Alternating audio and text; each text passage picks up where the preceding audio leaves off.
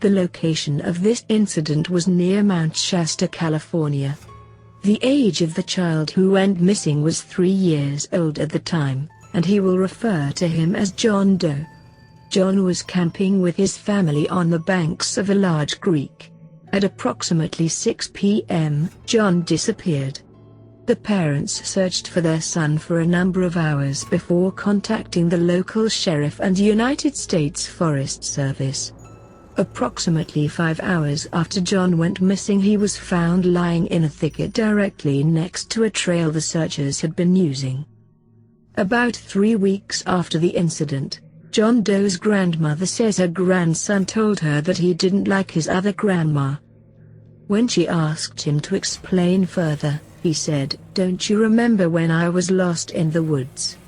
The other grandma grabbed me and took me to a creepy place. She's really a robot. It was a cave with spiders, and there was purses and guns. I was too scared, so I didn't touch anything. But, when she climbed a ladder, the light made her look like a robot. There were other robots too, but they didn't move. She made me lay down to look at my tummy, then she tried to get me to poop on a sticky paper, but I couldn't go. She told me that I am from outer space, and they put me in my mom's tummy. Then she took me back to the river and said to wait under the bush until someone found me." She also states that her grandson said that the robot grandma had the same hair, feet, and face as her. That scared her deeply. The idea of some kind of doppelganger taking on her own image to abduct her grandson.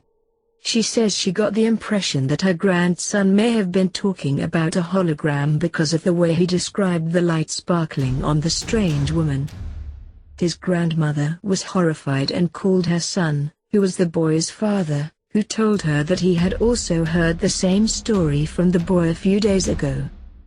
She admitted that she would have probably written off her grandson's story to a child's overactive imagination, if it wasn't for a strange experience that happened to her a year ago when she was camping in the same area near Fowler's Campground in MacLeod, California.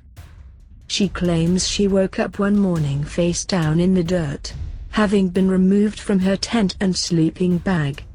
And she had a puncture wound on the back of her head. She said she felt violently ill that morning, and felt strangely emotionless, so she thought she'd been bitten by a poisonous spider.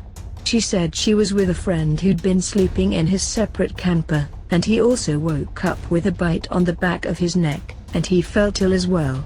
The only thing strange she could recall was seeing red eyes shining through the trees in their flashlights night before, which they thought were deer.